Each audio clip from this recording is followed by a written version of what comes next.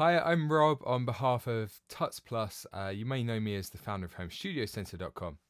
And today I'm going to talk to you about mixing vocals, and more specifically, we're going to go over using delay and reverb on vocals, because this is something I feel a lot of people get wrong or get confused about, and they experiment with using reverb because they feel like they should be, because if they're using a small amount of reverb on the rest of their mix, then surely it makes sense to use it on the vocals too. But actually, it makes a lot more sense to use delay on vocals. I'm going to cover the reasons why in a second. First of all, just going to put it out there that I'm not a huge fan of reverb. I don't like really reverby mixes unless it's a creative decision. Some styles of electronic music sound really good with reverb and a lot of ambience, and other styles, sometimes acoustic, maybe jazz. But if you're mixing anything that's mainstream or rock, hip hop, R&B, that kind of stuff, then generally the current trend is to not use a lot of reverb in general. So even on the whole mix, not to use a lot of reverb. But especially on vocals, you want to have the vocals really in your face. And putting reverb onto a source, onto a sound, will put it further back in the mix. It will make it sound like it's further away from you. And this is a really good way to create depth in the mix. If you've got an instrument that's not that important in the mix, like an overdub guitar or a nice twinkly piano part, and you want it to sit further back in the mix, then make it wetter and add more reverb. And that's a good way to create depth. But with vocals, we want them to be right at the front, in your face. So to do that, we need them to be dry. So first of all, I would recommend not using noticeable reverb on vocals in most cases. And like I said, there are some genres where you would use reverb. But hip hop, mainstream pop, rock, R&B, don't use noticeable reverb. So what you can do instead is use delays to add space and to make the vocals sound a bit less dry. Because if you don't use anything, they might not sit in the mix properly, and the mix won't sound as cohesive because they will be too dry. So instead we can use delays to add space and depth to the vocals without putting them further back in the mix and further away from the listener. Having said that, you can use a really short reverb to add width and depth to a vocal, but it needs to be so short that it's not really noticeable, and we're going to have it really subtle, really low in volume, so there's not a noticeable reverb tail. Instead, we could just use a really short reverb just to add a bit more width, stereo width to the vocal. So I'm going to talk about using reverb and delay in this video. So first of all, let's go over reverb. So you can see here I've got in Pro Tools a few effect buses. I've got a delay, a time delay, a short reverb, and a room reverb. Now the room reverb is mostly being used on the other instruments, in particular the electric and the keys. So there's not a lot going to that. It's just there, and sometimes I like to send a tiny bit of the vocal, but you'll hear in a second it's really not noticeable. It's all about the short reverb here. So what I'm going to do first is just turn this mix group off and mute everything but this short reverb. And actually first, let's have a listen to the vocal dry. So this is it in the mix. We ran out of love, my head is played, my heart is stopped by stupid little things. Well, they're all that I can say. And now let's listen to it solo. We ran out of luck, my head is played, my heart is stopped by stupid little things. Well, they're all that I can say. So we've got a lot going on here.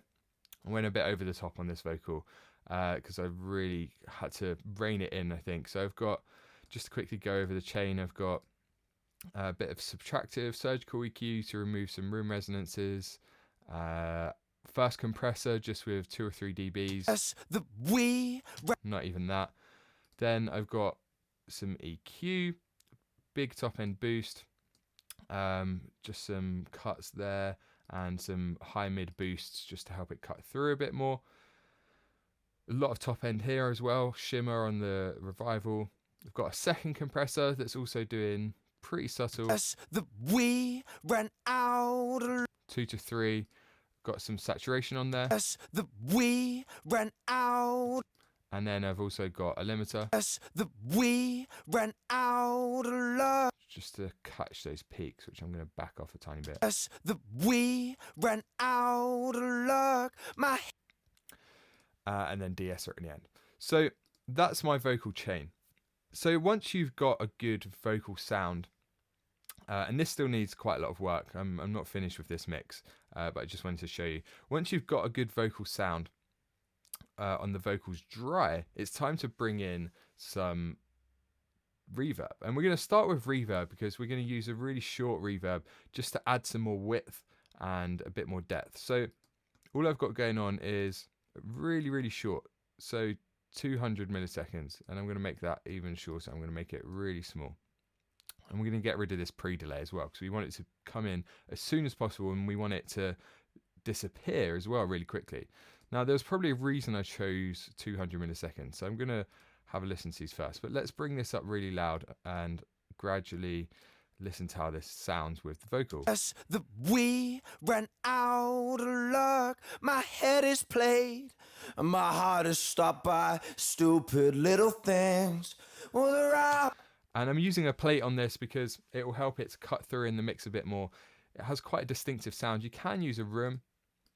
Let's listen to it with a room. That we ran out of luck. My head is played. But I like the sound of the plate, so let's try that with an even quicker decay. That we ran out of luck. My head is played. And my heart is stopped by stupid little things. So you can hear it's really obvious there, but it's adding width, it's adding stereo width, because this is on a stereo aux bus and we're using a stereo reverb. So what I'm going to do now is just bring this up until I notice it, and then I'm going to back it off a bit because we want it to be really subtle. That we ran out of luck. My head is played. And my heart is stopped by stupid little things. Well, they're all that I can say. So now let's try muting it and unmuting it, and you will notice it when it's gone. It's really subtle, but you'll hear the difference. That we ran out of luck. My head is played. And my heart is stopped by stupid little things. Well, they're all that I... If you're listening on monitors or headphones, that'll be really obvious.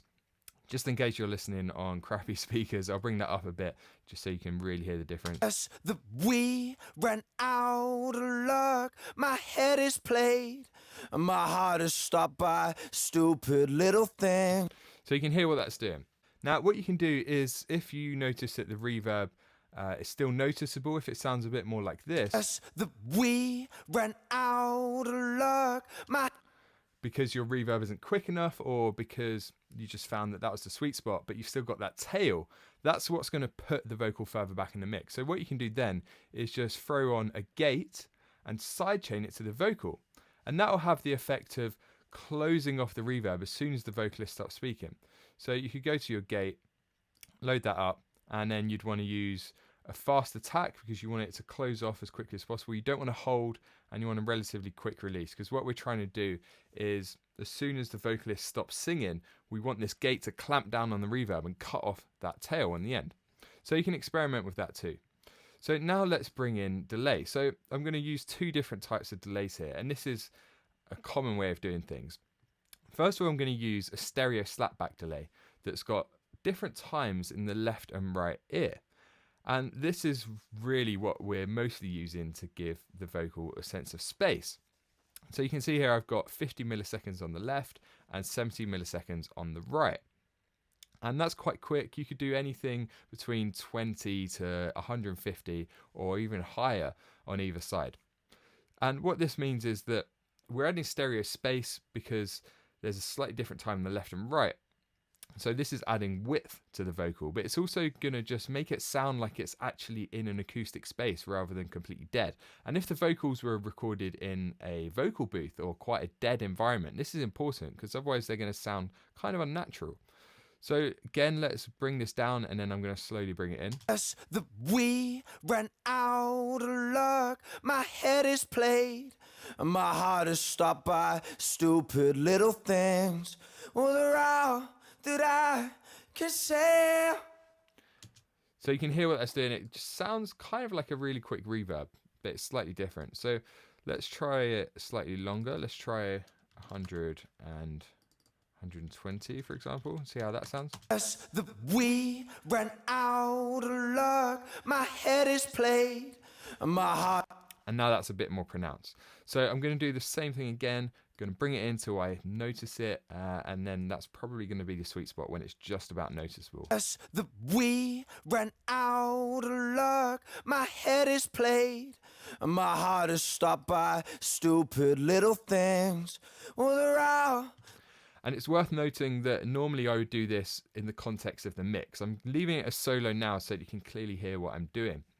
But it's best to do this in the context of the mix. And I'm going to show you that in a second.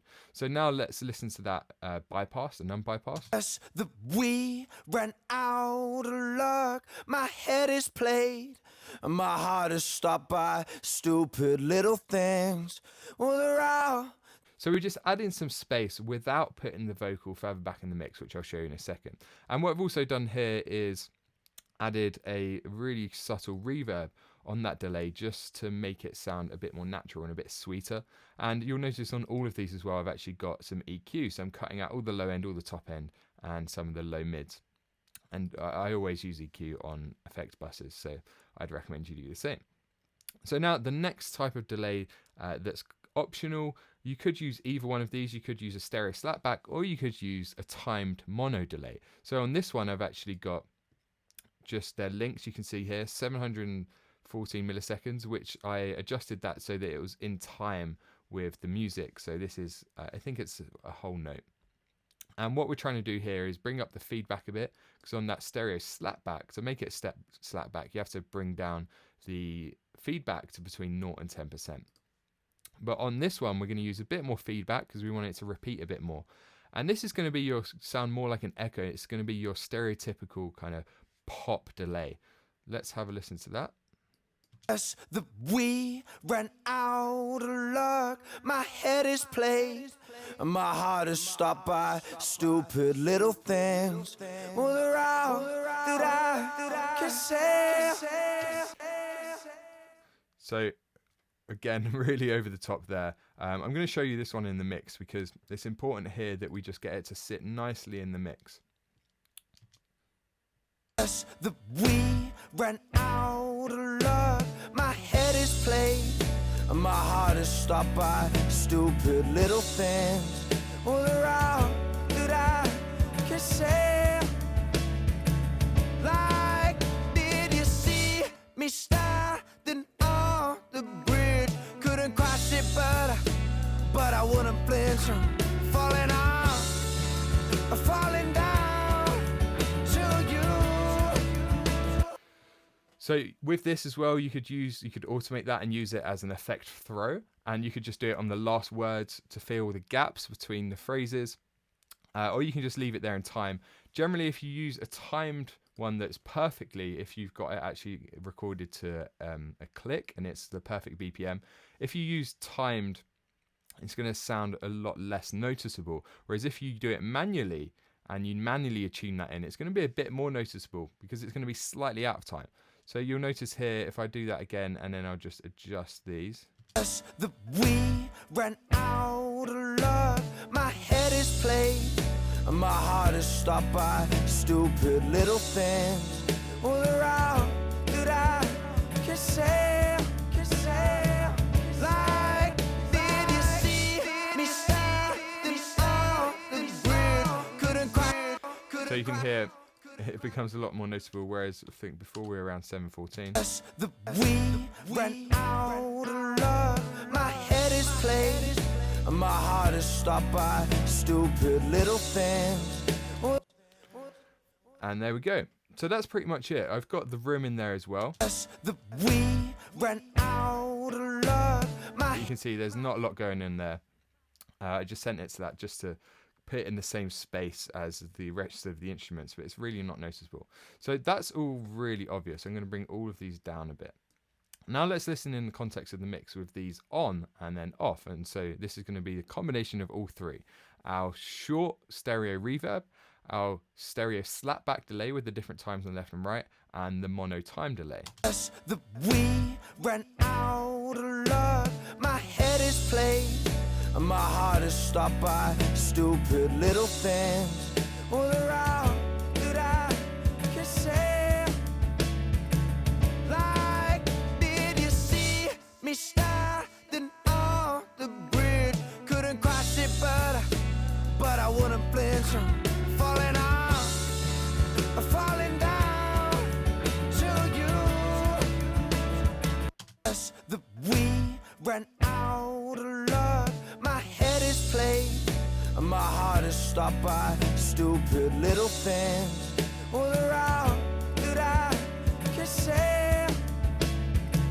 Like, did you see me standing on the bridge? Couldn't cross it, but So you can hear it's still very subtle, but without those effects, it sounds really dry, kind of dull and boring.